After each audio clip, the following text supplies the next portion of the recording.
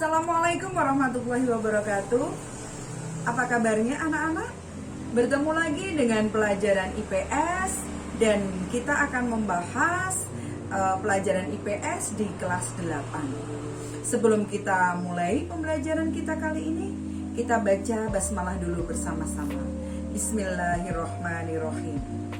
Anak-anak, minggu kemarin kita telah membahas, atau video yang kemarin Ibu sudah membahas tentang pengertian mobilitas sosial, tentang bentuk-bentuk mobilitas sosial dan faktor pendorong dan penghambat mobilitas sosial.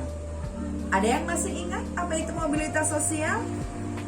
Ya, mobilitas sosial adalah perpindahan posisi seseorang atau sekelompok orang dari lapisan satu ke lapisan yang lainnya. Kalian pasti berpikir bagaimana mobilitas sosial itu bisa terjadi. Marilah kita simak sama-sama video pembelajaran kita kali ini. Tetapi sebelum ini kita harus tahu tujuan pembelajaran kita saat ini. Inilah tujuan pembelajarannya.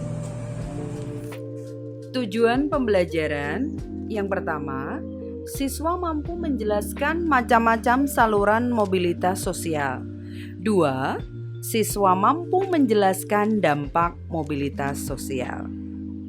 Ya, sebelum kita masuk ke saluran dan dampak mobilitas sosial, ada nggak yang masih ingat tentang pengertian mobilitas sosial? Ya, mobilitas sosial adalah perpindahan posisi seseorang atau kelompok orang dari lapisan yang satu ke lapisan yang lain. Ya, itu adalah pengertiannya ya anak-anak. Oke. Sekarang, bagaimana caranya agar mobilitas sosial terjadi? Ya, ternyata mobilitas sosial itu bisa terjadi karena melalui beberapa saluran. Saluran-saluran mobilitas sosial di sini ada pendidikan, organisasi profesi, organisasi ekonomi, dan organisasi politik. Kita sampai ke saluran mobilitas sosial yang pertama adalah pendidikan. Peran pendidikan dalam mobilitas sosial yaitu sebagai social elevator atau perangkat. Artinya, meningkatkan status dan kualitas seseorang dari yang rendah menuju ke tingkat yang lebih tinggi. Contohnya, ya, ada seorang anak di dalam suatu keluarga, akhirnya mereka kuliah, akhirnya mendapatkan predikat sebagai sarjana, dan akhirnya mereka bisa untuk membuka usaha sendiri. Yang kedua adalah B, organisasi politik. Sebagai saluran mobilitas sosial, organisasi politik mampu mewadahi tiap orang untuk meningkatkan status sosialnya. Nah, status sosial bisa meningkat bila seseorang tersebut berdedikasi dan memberi manfaat bagi organisasi maupun bagi masyarakat.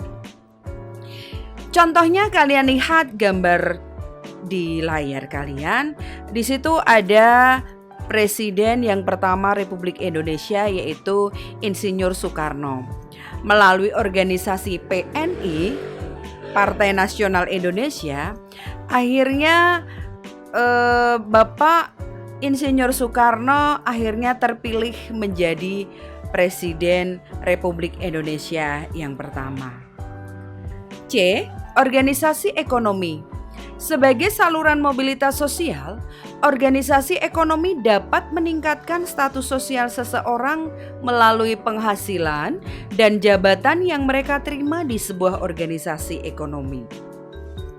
Contohnya, seorang direktur di sebuah perusahaan mempunyai pendapatan yang besar serta jabatan yang tinggi. Hal tersebut membuatnya dihormati oleh masyarakat serta karyawan di tempat kerjanya. D. Organisasi profesi. Organisasi profesi merupakan wadah bagi seseorang yang mempunyai keahlian tertentu. Organisasi profesi akan membuat masyarakat makin mengakui keahlian yang dimiliki oleh orang tersebut.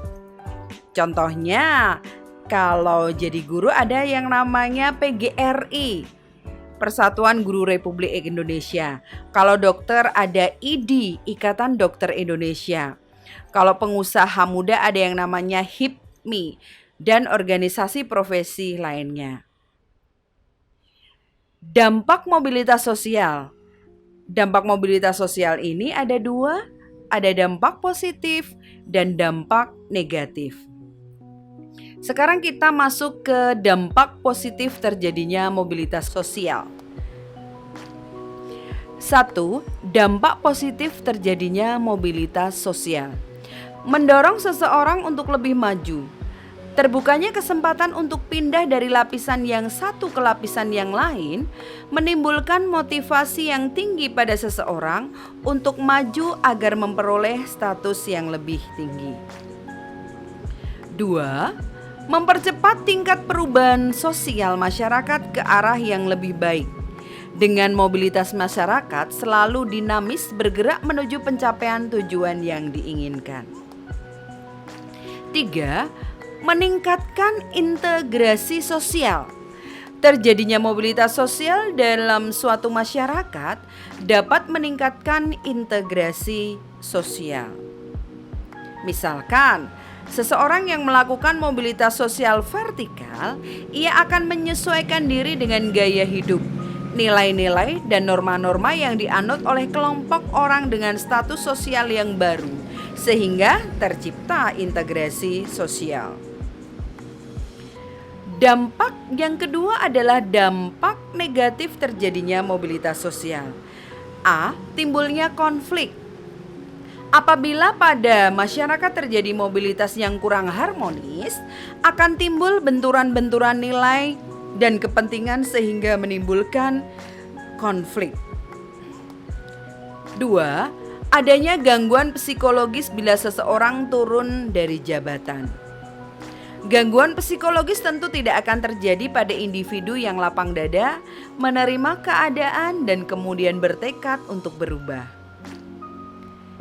Jadi intinya bahwa manusia tidak dapat lepas dari mobilitas sosial, entah itu mobilitas vertikal maupun horizontal. 3. Mengalami frustasi atau putus asa bagi orang-orang yang ingin naik ke lapisan atas tetapi tidak dapat mencapainya. Dalam mobilitas sosial vertikal, manusia bisa mengalami mobilitas ke atas maupun ke bawah. Mobilitas ke bawah tentu berusaha dihindari oleh manusia. Namun seandainya terjadi, hendaknya manusia menerima dengan lapang dada dan berusaha bangkit kembali. Untuk melakukan mobilitas ke atas diperlukan perjuangan yang gigih. Ya, anak-anak, itu tadi materi yang sudah Ibu sampaikan. Sekarang tugas yang ada, tolong nanti kalian kerjakan dan kalian kumpulkan. Sampai di sini anak-anak, mudah-mudahan kalian jelas dengan video yang sudah Ibu sampaikan. Anak-anak, itulah tadi pembahasan tentang saluran-saluran mobilitas sosial dan dampak dari mobilitas sosial. Sudah jelas? Setelah kalian tadi simak video yang sudah Ibu berikan, semoga kalian dapat memahaminya. Untuk video selanjutnya, nanti Ibu akan membahas tentang pluralisme masyarakat Indonesia. Tetap semangat, tetap jaga kesehatan. Semoga kita berharap pandemi COVID ini segera berakhir dan kita bisa bertemu di sekolah dalam keadaan sehat tentunya. Sebelum kita tutup pembelajaran kita kali ini, marilah kita baca hamdalah bersama-sama. Alhamdulillahirabbil alamin. Terima kasih anak-anak. Assalamualaikum warahmatullahi wabarakatuh.